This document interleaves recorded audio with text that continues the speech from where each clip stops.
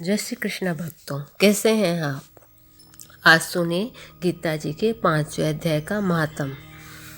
श्री भगवान कहते हैं, देवी अब सब लोगों द्वारा सम्मानित 5वें अध्याय का महात्म्य संक्षेप में बतलाता हूँ। सावधान होकर सुनो। मध्य देश में पुरुकुत्सपुर नामक एक नगर है।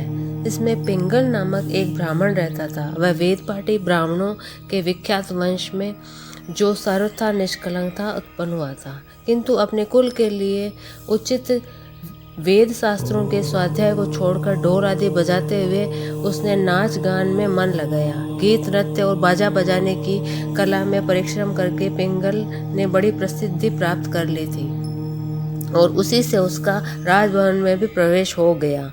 अब वह राजा के साथ रहने लगा और पराई स्त्रियों को बुला बुलाकर उनका उपभोग करने लगा। स्त्रियों के सिवा और कहीं उसका मन नहीं लगता था। धीरे धीरे अभिमान बढ़ जाने से उत्संकल होकर वह एकांत में राजा से दूसरों के दोष बतलाने लगा। पिंगल की एक स्त्री थी जिसका नाम था अरुणा।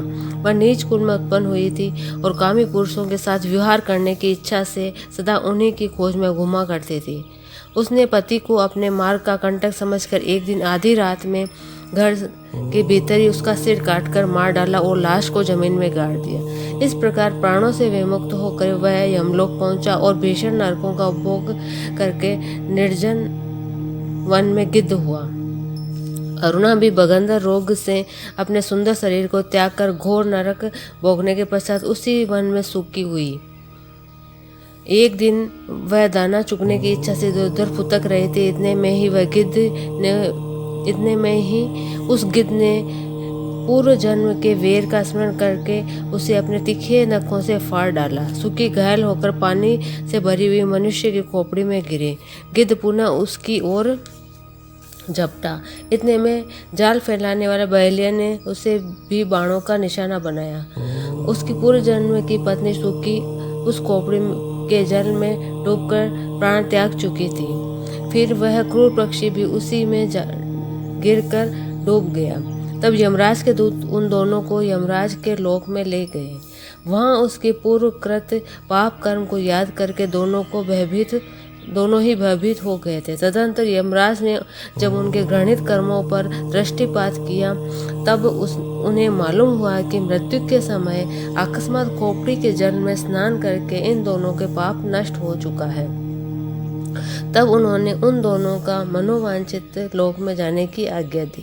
यह सुनकर अपने पाप को याद करते हुए वे दोनों बड़े विस्मय में पड़े और पास जाकर धर्मराज के चरणों में प्रणाम करके पूछने लगे, भगवान, हम दोनों ने पूर्व जन्म में अत्यंत घृणित पाप का संचय किया है, फिर हमें मनोवांछित लोकों में भेजने का क्या कारण है, बतलाइए। यमराज जी ने कहा, गंगा के किनारे वट नामक एक उत्तम ब्रह्मज्ञानी रहते थे। वे एकांत से भी ममता रहित, शांत, विरक्त और किसी से भी द्वेष न करने वाले थे। प्रतिदिन गीता के 5वें अध्याय का जप करना उनका सदा का नियम था। 5वें अध्याय को श्रवण कर लेने पर महापापी पुरुष भी सनातन ब्रह्म का ज्ञान प्राप्त कर लेता है। उसी पुण्य के प्रभाव से शुद्ध चित होकर उन्होंने अपने शरीर का त्याग किया था। गीता के पाठ से उनका शरीर निर्मल हो चुका था। जो आत्मज्ञान प्राप्त कर चुके थे उन्हीं महात्मा की खोपड़ी का जल पाकर तुम दोनों पवित्र हो गए थे। अतः अब तुम दोनों अपने मनवांछित लोगों को जाओ, क्योंकि गीता के 5वें अध्याय के माध्यम से तुम दोनों अब शुद्ध हो चुके हो। श्री भगवान कहते हैं, सबके प्रति समान भाव रखने वाले यमराज के द्वारा इस प्रकार समझाए जाने पर वे दोनों बहुत प्रसन्न हुए और विमान पर बैठकर बैकुंठ को चले गए। ये गीता के 5वें अध्याय का माध्यम है। आप लोगों ने बड़े प्यार से सुना, जिसके लिए धन्यवाद। जय श्री कृष्णा।